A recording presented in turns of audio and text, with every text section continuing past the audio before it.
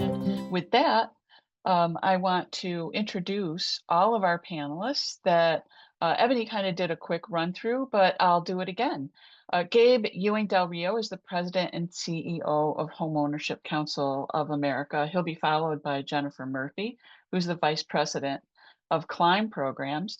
And then they've invited two organizations to talk about their experiences with Climb, and that is Jesse Ibarra, who's the chief business officer at NPHS based in California, and Casey Ware, who's the director of lending at NeighborWorks Home Partners in Minnesota.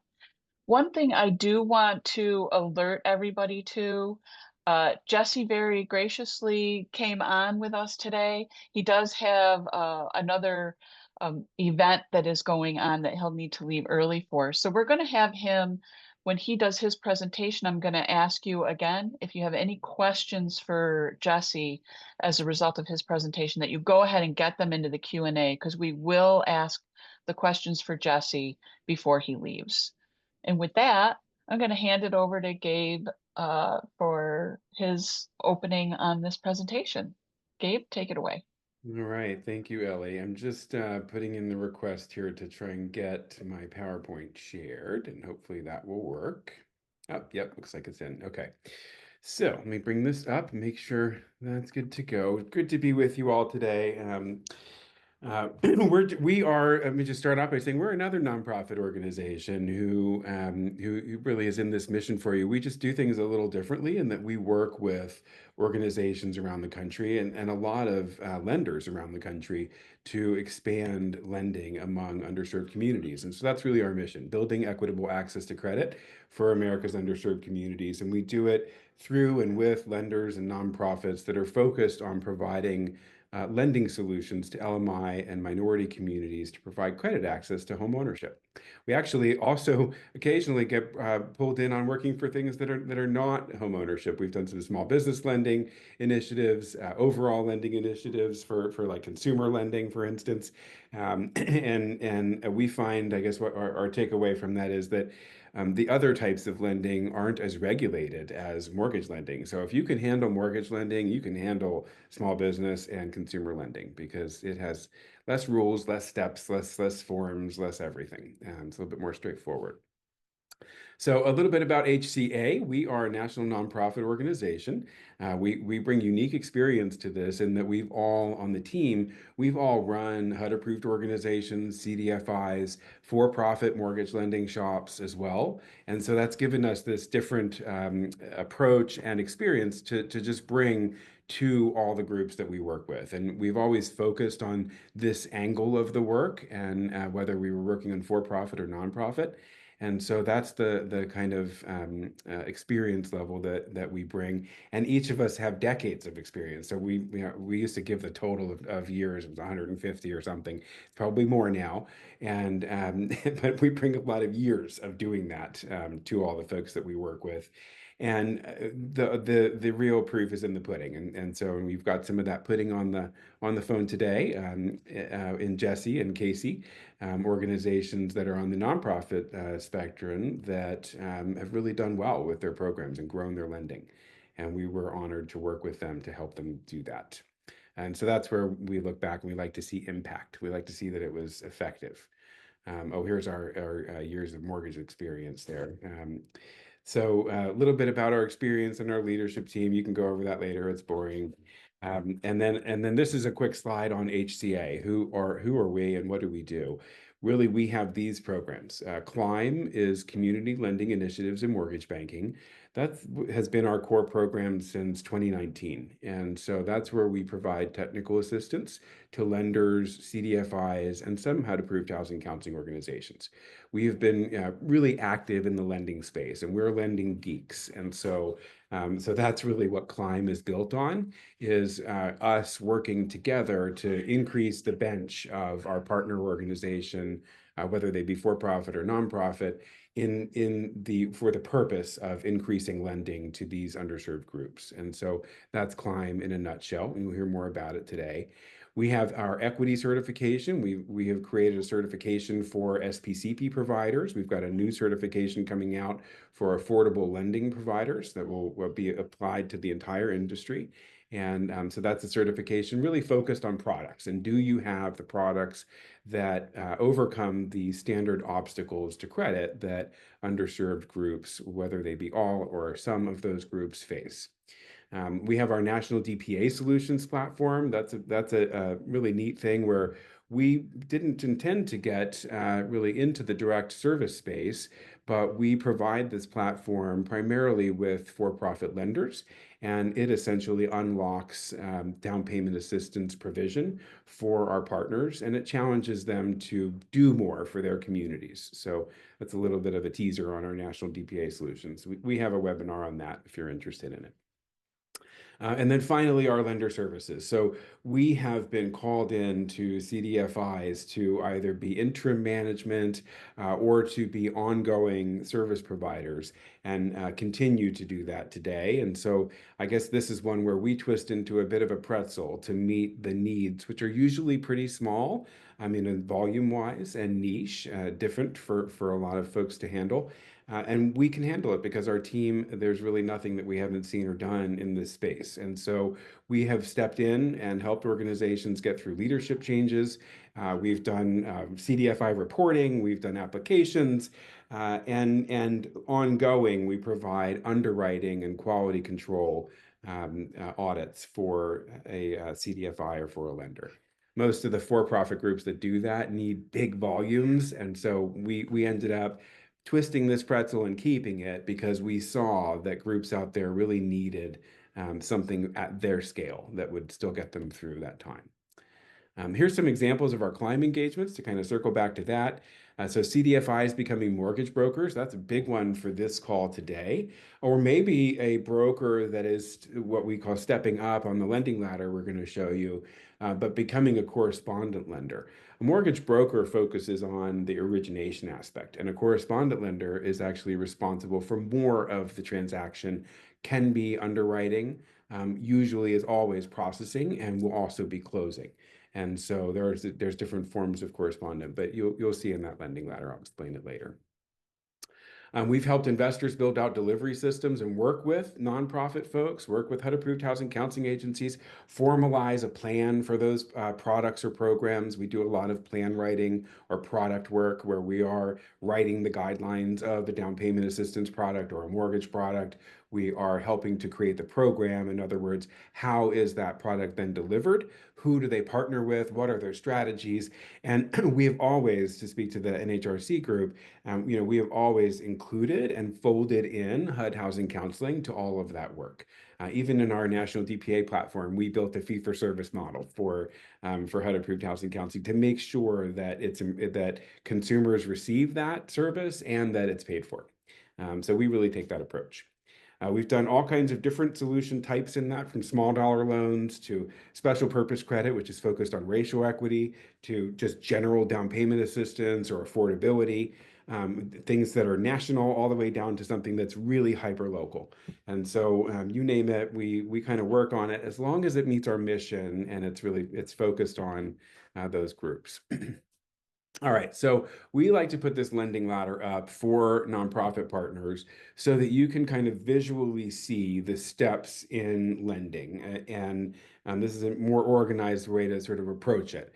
It begins on the left there with the start of this work, which is packaging work. And in lending, when you're a packager, what you're doing is you're helping the borrower to put their loan package together so that they can apply. And one of the largest models of this would be USDA. And USDA packaging services are something that if you work in a rural market and you don't know about that, there's intermediaries like Fahi that you can work with, and there's other intermediaries as well. But you could be a packager for USDA loans, and I think actually make more than what we're quoting. And these numbers we try to be conservative on these numbers.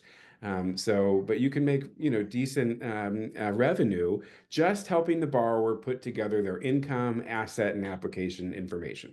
And chances are, if you're a great housing counselor, you are already gathering that information. You've already looked at it with them, right? So if you know that they're mortgage ready, you've done that. So this is a chance to make revenue when it's applicable as a product or with a big lender partner. So there are examples of this in some of the largest banks that do apply to most areas in the country, and they have packaging agreements and counseling agreements with housing counseling organizations. And so that's how you're paid to do that work in a RESPA compliant manner. And it's either called a packaging agreement or a counseling agreement.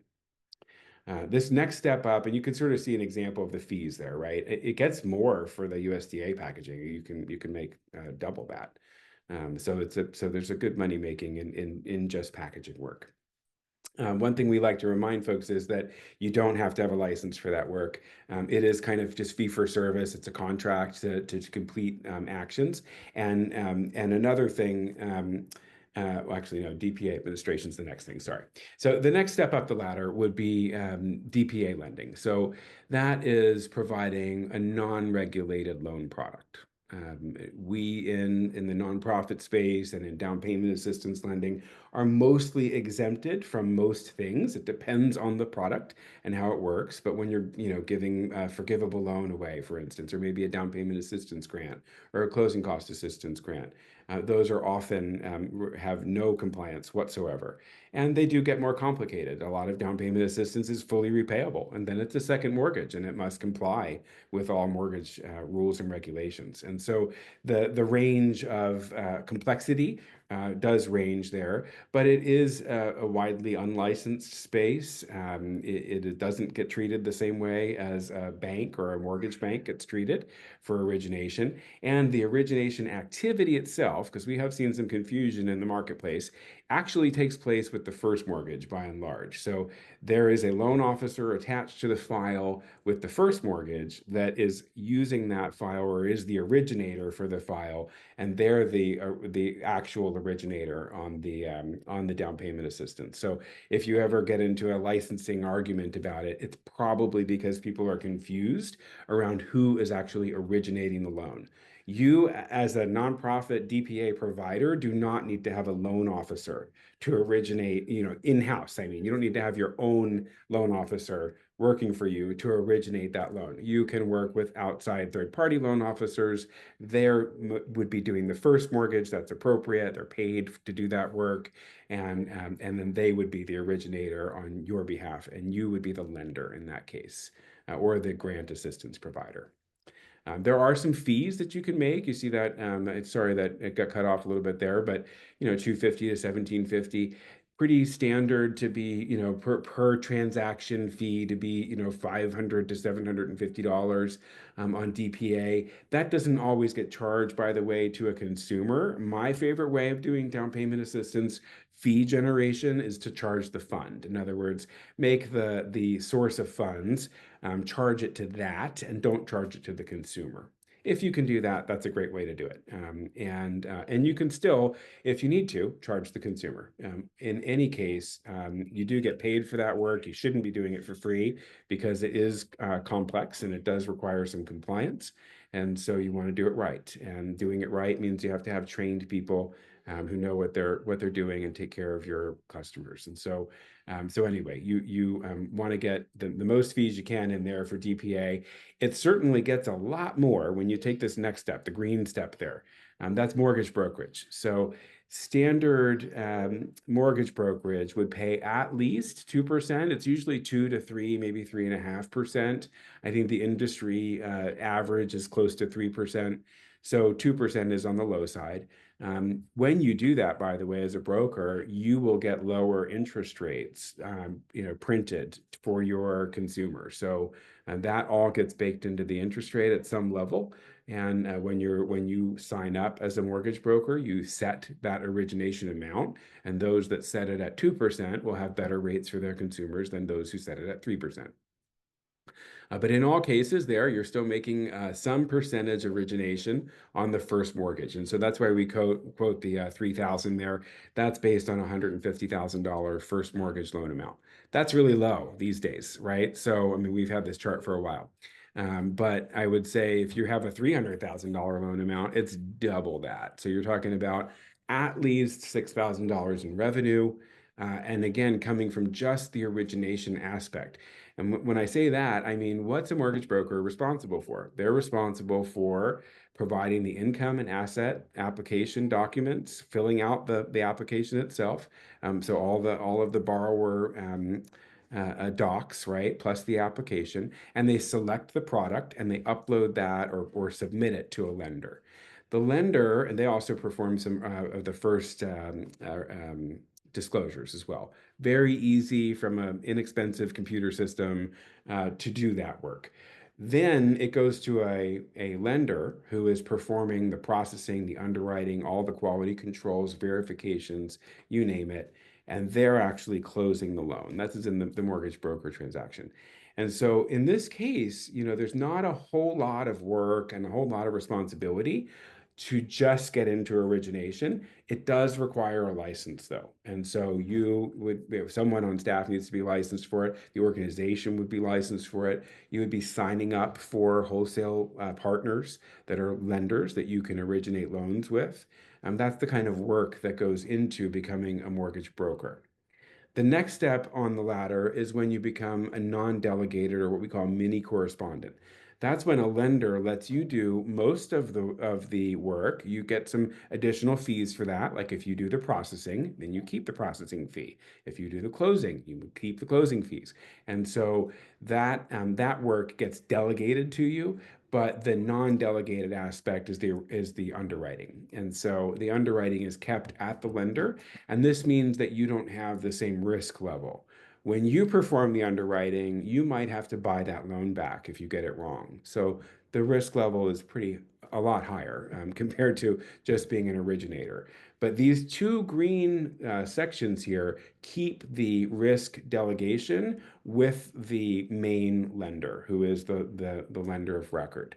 And so in that case, you can still make really good fees without taking on the risk of becoming the first mortgage lender or taking on the underwriting risk and making sure you get it right for the investor and don't have an investor buyback.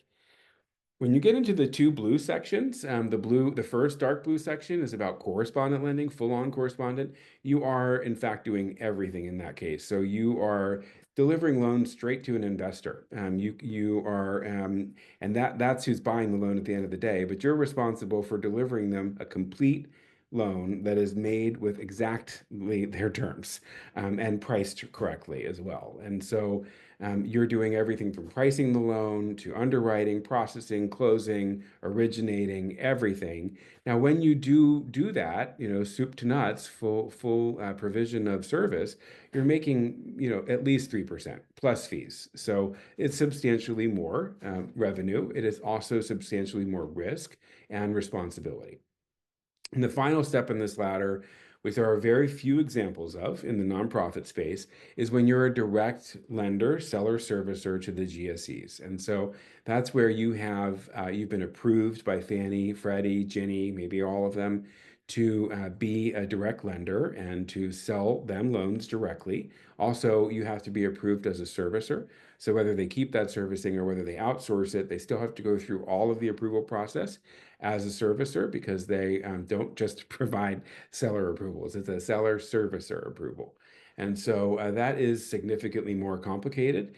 As you all know, in the housing counseling industry, if you've dealt with loss mitigation and the foreclosure crisis, the servicing side of a mortgage shop is a completely different area from origination. It is a completely different cost center. It has its own revenue sources. It's actually the biggest area of revenue for a mortgage lender. So it's opening up a whole different box to get into that space. And it really doesn't apply to most organizations. So we don't spend a lot of time on it.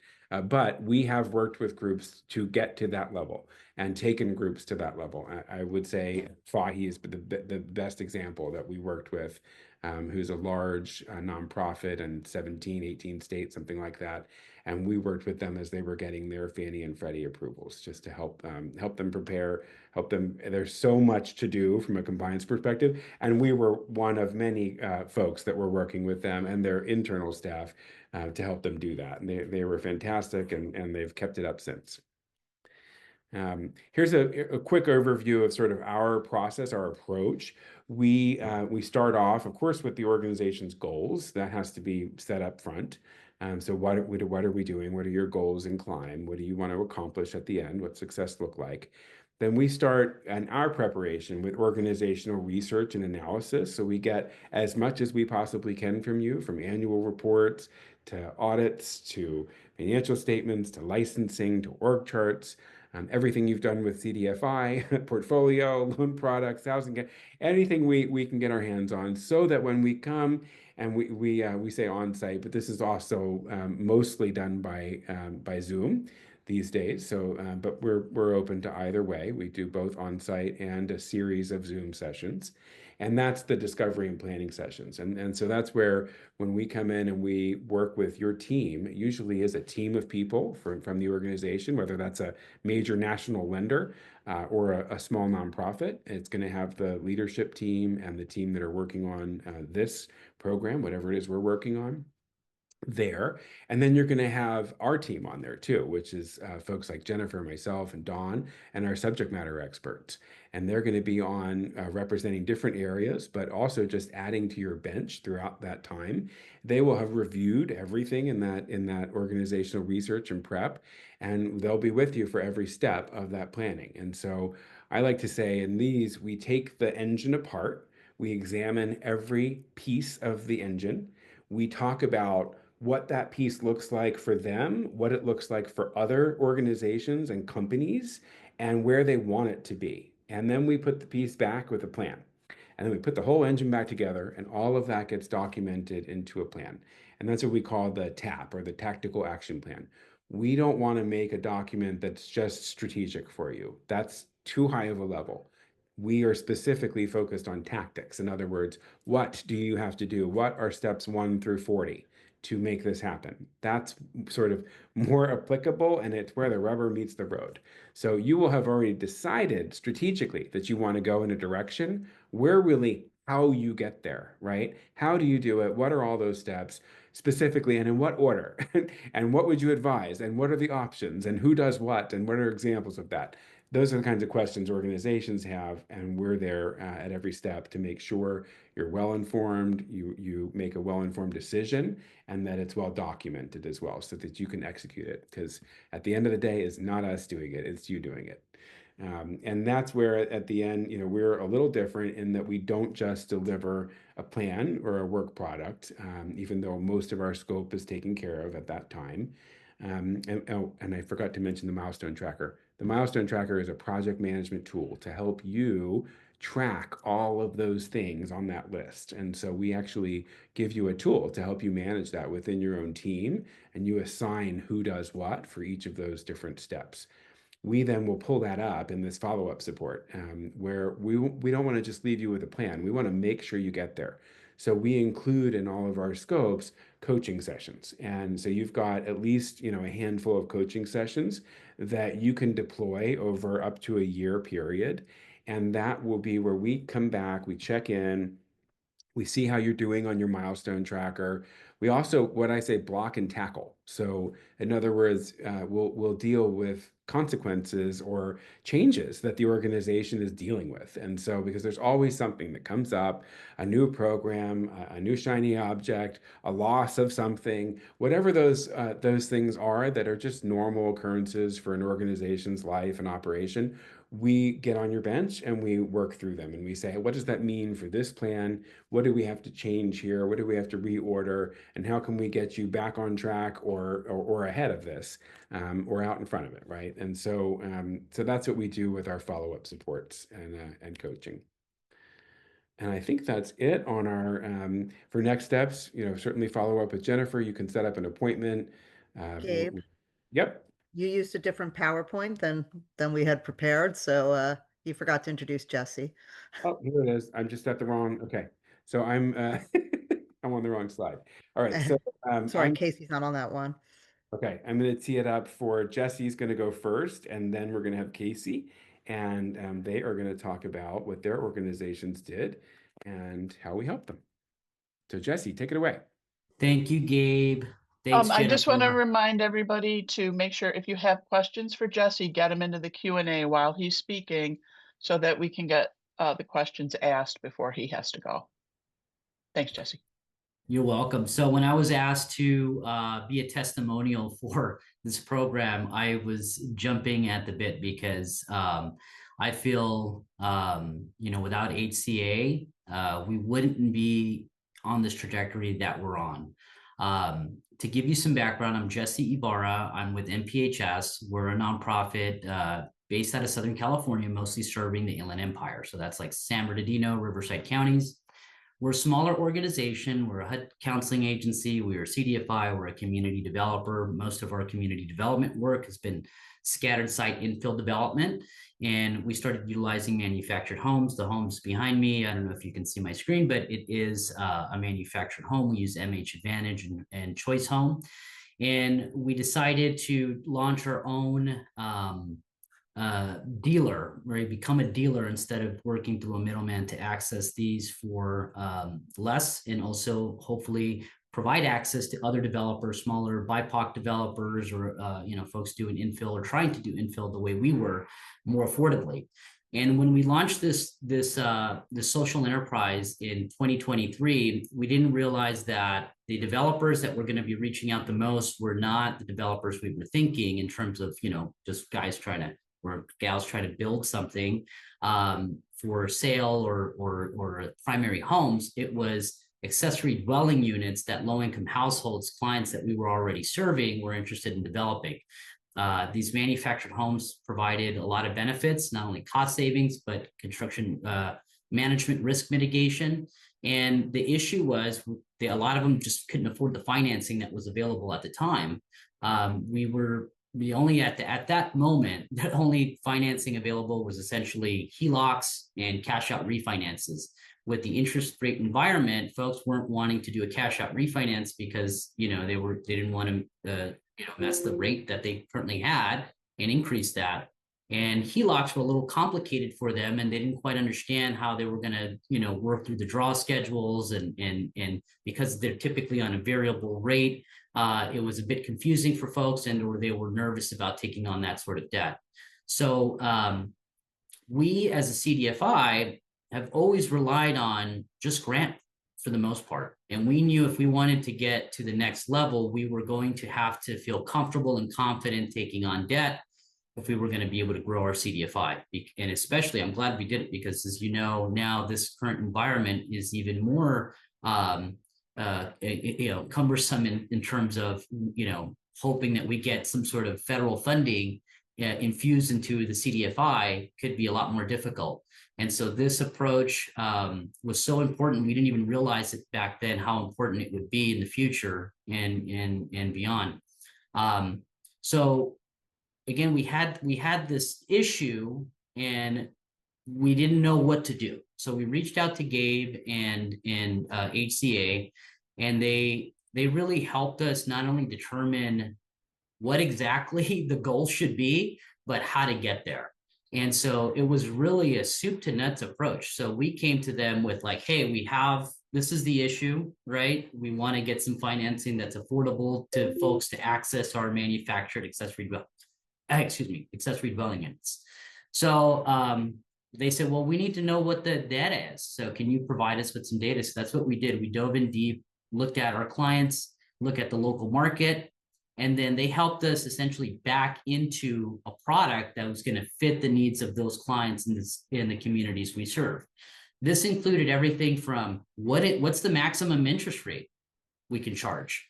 What are the terms and conditions for repayment? What are the underwriting guidelines, and so on?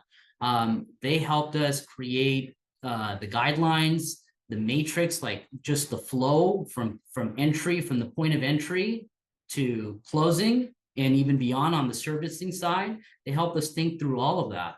They assisted with helping develop the processing and underwriting flow chart matrix. the capitalization strategy through which, you know, we viewed through a CRA lens. We were working with Project Reach in LA Reach specifically, which is a cohort of lenders and nonprofits, and it's sort of convened through the OCC and other regulators. And it was an opportunity for us to present a new product and partner with folks.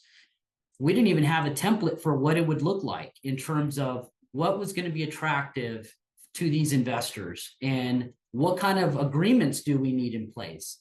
They provided, you know, the EQ2 sample templates of what it should look like and help us sort of edit to ensure that we were getting the terms and the rates we needed to make it feasible and sustainable long term. So this was a scary thing for, again, the organization and the board, because we had never done this. We'd never taken on debt. It was like, well, we're going to be borrowing short term and lending out long term. How is this all going to work? So they helped us develop a cash flow analysis and financial modeling to determine this, right? What does this look like?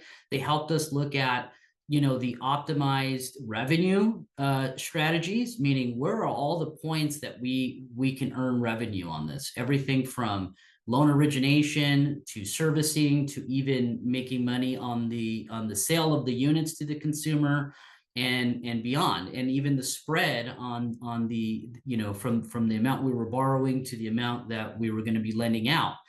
And lastly, I mean, the most for I think the board and everybody else is, again, we're borrowing usually, you know, 4-5 years with maybe options up to 10, but we're lending out in 30 years. So how do we repay this debt? And so looking at various, not just one, but various exit strategies was something that they helped us figure out. And again, it was, to me, it wasn't just like they just brought this knowledgeable, informative, flexible, and patient approach. Like all the staff, I felt like I was bothering Howie sometimes. I'd call because there's an East Coast, West Coast difference. I would call at any hour, and I felt like I would feel bad. I'd not realize, oh, I forgot it's like 8-9 o'clock their time, and they'd always answer. They'd always get back to me, and so patient. I'd have 1,000,001 questions, right? Because this for me was new.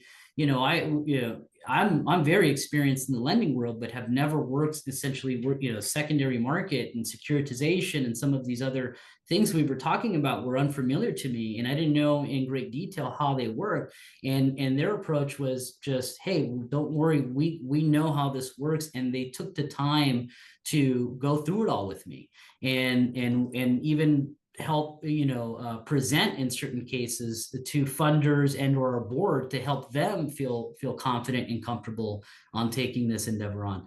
So ultimately this helped, again, our staff, our board members feel confident and comfortable moving forward, and it's helped grow our CDFI. We were successful in not only getting this capitalized, but now we're in the process of deployment, and there's been folks trying to, invest more. So, they help us set our goal. We reached our goal. And now there's, the environment has changed a little bit in terms of there's more programs and other things available for folks to utilize. But now we're moving into new spaces. So we have been developing other products and adapting existing programs.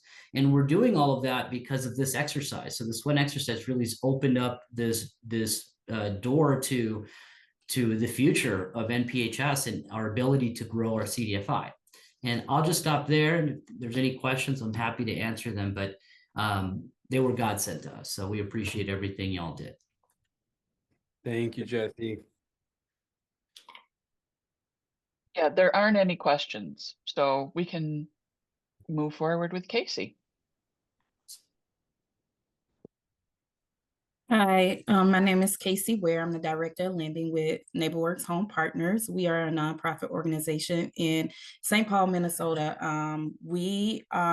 Our mission is to empower individuals and communities by helping people buy, fix, and keep homes. So we are a full-service homeownership center where we do offer education, so pre-purchase education, as well as a variety of lending, products, and as well as we do have a small portion of development as well that we do.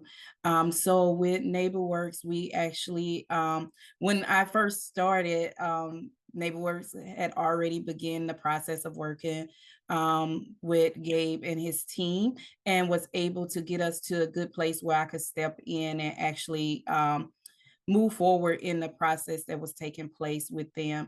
So we did get to a position in our first mortgage lending. Well, I guess I'll go back. So I will just say for NeighborWorks, we are very known here in the state of Minnesota as one of the largest down payment assistance lenders.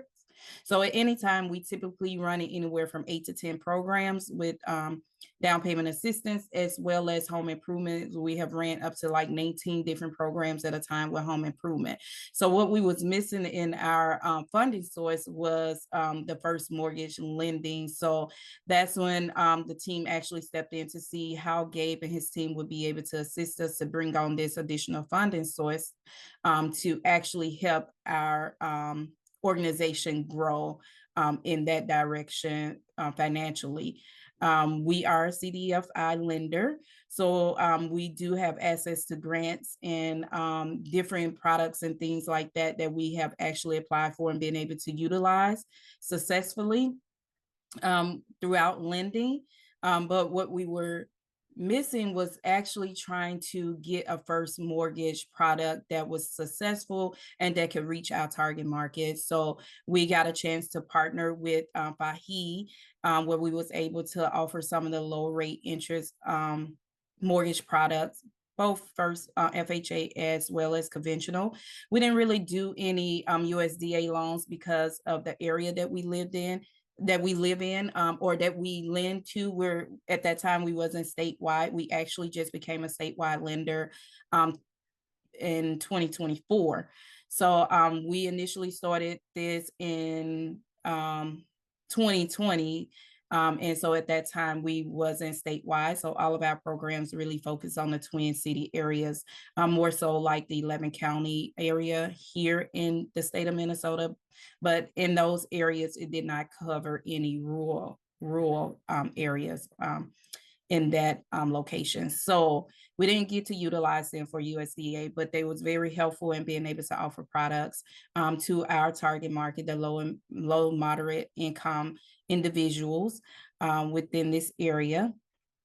And we also, because of that, we were able to also become a broker for other larger wholesaler mortgage company like United Wholesale Mortgage Company, as well as Home Alliance Wholesale Company, as well as Rocket Mortgage. So we all we work with them individually to be able to offer products to the people that we was working with here to make sure that they get into affordable home ownership. We focused more so on that during COVID because, as you know, the rates were really low during COVID. So the housing market was really booming then. A lot of people was looking for a lot of different mortgage products that can offer to them. And typically what our thing being is being able to work with borrowers that typically wouldn't be able to get approved for like your traditional lending and things like that. So we were able to bring people on as that couldn't get approved through like the bigger banks, Wells Fargo's, Chase, and things like that. So we was able to work with them. Because we was very successful as a broker in this realm. We were able to connect with local partners here to be able to offer different, more niche products. Currently, we have a contract with the Twin City Habitat here, where Habitat actually have a product, low interest product currently, where they offer to borrowers that's looking to purchase a home on the open market. So it doesn't have to be a Habitat home that they have built or remodel or anything. It can just be a home that's listed on the MLS, that's working with the regular realtor to be able to purchase this home. They can actually come to us. That product is called True Path, and it's a 5% rate. The the fees are really low for borrowers. We still get a nice size capital or a nice size fee for actually originating these loans.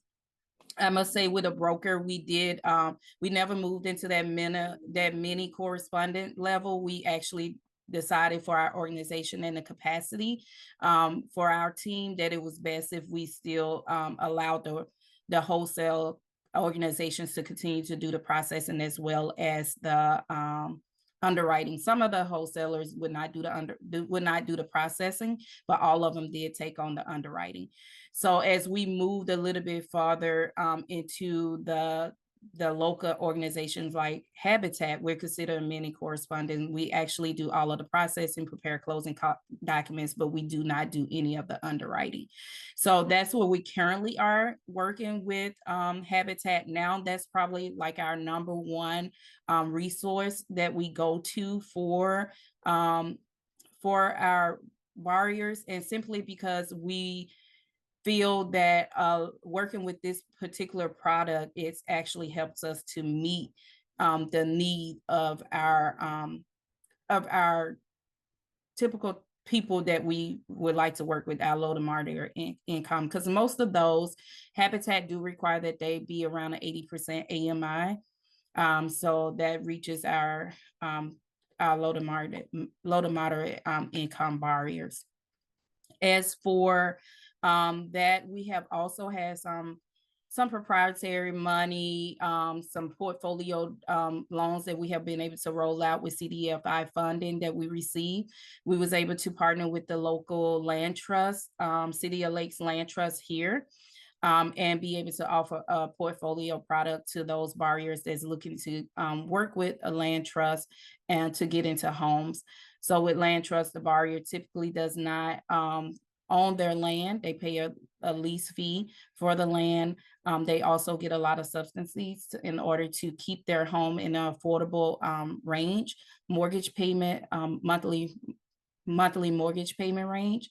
So we work with a lot of borrowers there. The unfortunate part is we didn't get enough funding. We had more people than funding that was looking to utilize this product. It was a really excellent product. Interest rates was really low.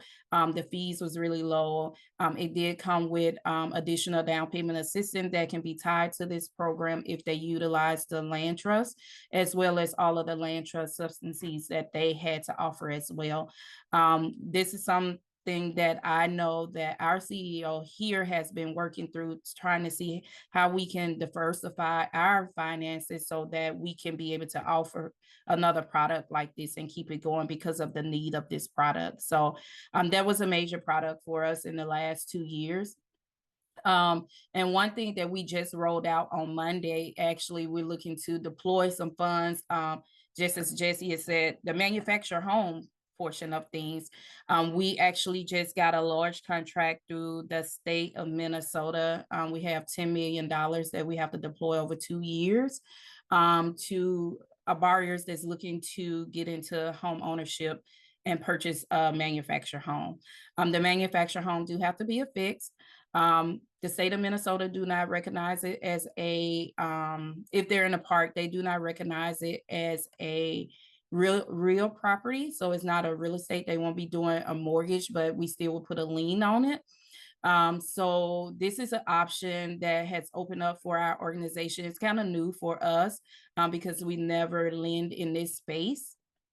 So a lot of learning, it's been a learning curve for us, but we do appreciate the opportunity to be able to offer this type of lending to people that are looking to get into home ownerships that typically wouldn't be able to get into homes of single family homes or things like that due to either the affordability of it or whatever other reasons, could be credit or whatever the other cases may be. So with the manufactured home, we do go a little bit lower than what your typical FHA and conventional credit score would allow. So we also are able to finance with this product. We only financing new models. So it has to be brand new models. It has to be a fix and it has to be in the residential owned community. So some stipulations around it, but it do open up a lot of resources. It's not many residential owned communities in the state of Minnesota. Well, I'll say in the Twin Cities, but with this product, we will be statewide. So I think the downfall would be just being able to help people find these residential owned communities and being able to still be within the Twin Cities to purchase, so, or within the state of Minnesota to purchase. So so those are some of the things that we have incorporated. So moving from just a broker working with some of the big lenders to being able to do our own products now, and being able to take what we learned in the beginning and being able to actually build out products for us, for our market, for our organizations that's beneficial for us. And the good thing is, what I really like to see and work with my CEO to do is when we can go to other organizations within the state of Minnesota and present our numbers and show our numbers, it actually open up other opportunities with us. We are currently in conversations with the state of Minnesota Habitat, as well as another organization where we may be able to do for manual underwriting, as well as processing and all of that stuff on their first mortgages as well. So other opportunities to come. So Thanks so much, Casey. That little bit at the end, that was good. It isn't just what we're getting right now, it's also what we're getting going forward. Before we Yes. lose Jesse, I'm wondering if Jesse and Casey, you can talk a little bit about how does how do the funds that you get through these alternative means, the Klein model and doing the CDFI type work, is it bringing in financing and funds that you can use to fund your housing counseling programs? And Jesse, let's start with you since you're time limited. Well, yeah, absolutely. We're vertically integrated, as you heard, with a HUD counseling agency. We've got CDFI, so and we're a community developer. So all the funds are sort of depends on whether coming which entity needs something or department needs something. We move things around, and so the more income we have in our lending side through the CDFI, obviously that helps support our other departments. So again, we have various ways that we generate income on this, from loan origination fees to underwriting processing fees, the servicing fees. Again, we have a nice spread between the cost of capital versus what we're lending at. And so, at some point when we go when we liquidate this, we plan to also probably make a little there as well. And so all of this helps, again, support other departments, including our HUD counseling. And Casey? yeah, so I totally agree. We do the same. A lot of times when we go to negotiate our fees, we actually take into consideration the time that it's going to take for our housing counselors, as well as the time that it would take for loan servicing. If it's if it's something that we're doing that does not require the lending, that does not require loan servicing or housing counselors, then we take that in consideration as well. And we may take a lower fee because of that. But the more people involved, the more we negotiate. So yeah, I would say that. Great. So I'm going to hand it over to Jennifer. Jennifer, we don't have any questions right now, but if there's some wrap up that you wanted to do, and maybe some questions will pop in while you're doing that. Yeah, I think that sometimes maybe this seems a little overwhelming when we start talking about, the more advanced lending that we're talking about, where you're talking about, originating your own loans and having a mortgage brokerage in-house. I want to encourage people to think of it from the early part of the ladder, the first steps of the ladder. You're already doing a lot of this work. And I've been saying this, I believe, for about 20 years in this industry, that we're losing funding on a regular basis, and everybody in the process makes money. The realtor, the loan officer, everybody, the lender, everybody makes money on the transaction, and the housing counseling agency does not. And if you're doing housing counseling correctly and you're doing it well, that means that you're already collecting all of the documents, you're already looking at all of the things that the underwriter is going to look at, then you should be getting paid for the same thing. You should be getting paid for that work. And I know it's a shift in our thought process, But our goal is to prepare home buyers. And if we're preparing home buyers and we're getting them over the finish line, there's nothing wrong with having a fee for that. So I would start with things like the putting together the packaging and getting fee for service contracts with lenders. Lenders are very desperate for loans right now. This is a really, really bad market for them. So it's a good time now to talk to them about fee for service. If I'm preparing all of the documents and I'm delivering a ready borrower to you, what fee are you going to pay me? And that's totally allowable under your contract with HUD. It's the fee for service, and you start there. Then from there you can build up to doing bigger things. Maybe you put everything together and you do a little the processing for them, and then they take the loan over. But all of these things can be done for less money by a nonprofit organization than they can be done within a large mortgage lender. So there's savings for them as well. And it makes sense. And they need that. They need that tube, the feeding tube of borrowers that you're able to send to them. So don't get hung up on that you got to be a seller servicer. As Gabe said, very few nonprofit organizations do that. Most that go start out as packagers then come back and want to be brokers. That requires having a mortgage loan originator. And I'm surprised nobody has questions about how housing counseling integrates with this process, right? So I'll answer that question. So you have your housing counseling services would be separated from your lending operations. People would come into housing counseling just like they always do, and the mortgage ready would be offered three choices, just like they always are. But one of those choices would be to stay with you. And what we find is that most customers want to stay with you. You've built trust with them. You're probably going to be able to offer a better product because you're not charging as high a fee as the lender is, other lenders are. So most do want to stay with you. The other thing that housing counseling does is that the people that call up your mortgage brokering, and a lot of people feel more comfortable going to a nonprofit mortgage broker. They'll call them up, they'll start asking questions, and we'll realize that they're not mortgage ready. So we send them back to housing counseling to get ready. But now there's no disconnect because they're already in-house with you and they're going to stay with you and go on most likely. I think one of our organizations had a quote that it was like 75% of their mortgage ready people stay in-house. So if you think about how many mortgage ready buyers you have, how many people you have that actually become homeowners each year, and think about that is that you could retain 75% of them. And the fees that we have on the lending ladder, I think, are too low but I'm from New Jersey where houses do not cost $150,000. So you have to think about where you are and do the math and then think how much of that money is staying in house. And that saves you from having to chase after grants, all kinds of things. It's not a disaster when you don't get a grant because you have a safety net. It doesn't mean you still don't get grants because you're still a nonprofit organization.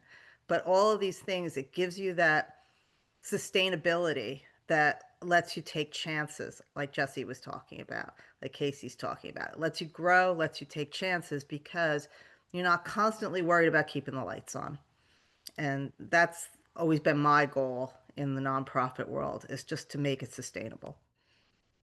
So there is one question in the chat about additional training for housing counseling agencies. Training on how to be a broker. Yeah, I mean, I think that yes. How have you ensured that other financial institutions supporting the organizations No, do not this leave was as a competitors? Okay, well, no, they no, won't be. wait. Oh, Go to the first, please answer the first okay. question I asked you, which All was right. I the thought train. I was just trying to get it. So the No. training, okay, sorry about that. The training is, so the training, we do the training. That's what our program is. That's what Climb is. So yes, there is training and we provide that. And I will say, Miss Ivy has been putting Jennifer's contact information into the chat, and that is who you should reach out to about that. And so now we'll go to this other question. I'm How have sorry. you, and that's okay. That How one have was easy. how have you ensured that other financial institutions supporting the organization do not view you as a competitor, thereby maintaining their continued support? So like you get that grant from, Wells Fargo, right? And Uh-huh. but now you're a mortgage broker. So I think that's the question. Yeah, I understand. So how I'd approach Wells Fargo in that case is to continue giving me grants, but also let me broker your product. Jesse, Casey, have either of you seen a loss of funding from lenders? No, again, quite the opposite. We have a mortgage brokerage as well. We have relationships with some of the same lenders that invest into the CDFI. And it really enhances the relationship. There's more opportunities to collaborate and work together. And it's done the exact opposite of that. Yeah, I think they Yes, see I it as, totally agree. It's the same thing for NeighborWorks. It has actually built partnerships and it's been beneficial for NeighborWorks. I think they may look at you with more respect because they understand what you're doing. And that's just my experience having worked with many lenders. Well, I don't see any other questions in the chat or in the Q&A. Oh, wait, maybe I'm lying. Is there one more? Nope. Okay. All right. Well, thank you, Jennifer and Gabe and Casey and Jesse for this really informative webinar. And I'm going to hand it over to Bruce for him to wrap it up and sign us off. Well, excellent. Big thanks to everybody, Gabe and Jennifer and Casey and Jesse for, I'm sure, an excellent presentation and helpful. Hopefully this is helpful for everybody in the group. I saw somebody asking who came in late, is this being recorded or is it the recording become available? And it should be available early next week, and it'll be on our website. And hopefully everybody's on our email list, and Ebony will send that out there then as well. So part of the thing that we do, and key Can I thing that ask a question just came in, so let me ask it. we're Is the addressing. liability insurance high for this service? Would the nonprofit get an LLC to protect the nonprofit? Mm. Jesse or Casey, you wanna? We've already so we have our CDFI under one corporation or MPHS, and then we have all of our construction and real estate activities under NPHS, community redevelopment. So we've already separated the corporation to protect the CDFI, and sort of just have specific lending activities under one entity, and there isn't necessarily a separate LLC under that. We do have separate LLCs under, for example, our NPHS community redevelopment, which may own properties and or like a DBA, for example, the Homes by NPHS, which is a social enterprise, has its own LLC. But for the CDFI and a lot of the lending activities, it's all under one roof. The brokerage is a separate LLC. It's called NPHS Home Loans. So those are two separate entities, and the home loans is housed, however, under the NPHS main brand corporation. A little complicated, I know, But so on liability insurance, is it expensive? Everything's expensive insurance-wise these days, but it's not killing us or anything. It's a cost of doing business, right? Yeah. So it's part of the cost of doing business if you're going to go to that level where you're going to be a brokerage. If you're going to become a brokerage, you have to become licensed, and that varies by state. And what you need to be licensed varies by states, but most of them do require that you have some kind of bond guarantee. Not all of them, though. Some of them, it's just like, yes, we want to be a mortgage brokerage. Okay. You're exempt because you're a nonprofit organization in some states. So I would say the hardest state is New York. The hardest state to do anything is New York. And your easier states are places like Alabama, places that really don't have huge consumer protection laws. So in that case, that's a plus. if you want to become a mortgage broker. So if you wanted to do that, we would go over your individual statewide needs, but you can look it up. The NMLS has it all on their website. Just look up, Google NMLS, your state exempt mortgage broker, and they'll tell you exactly what you need. Okay, and Casey, do you have anything to add to that? No, I do not actually. And I couldn't answer that question. Not a part of my role. So Oh, That's okay, right. Somebody good. else pays the insurance bills. Right, somebody yeah. else has to worry about that one. Okay, great. Well, thank you, everybody, again. What a great opportunity. So, Thank you. good. And then, so.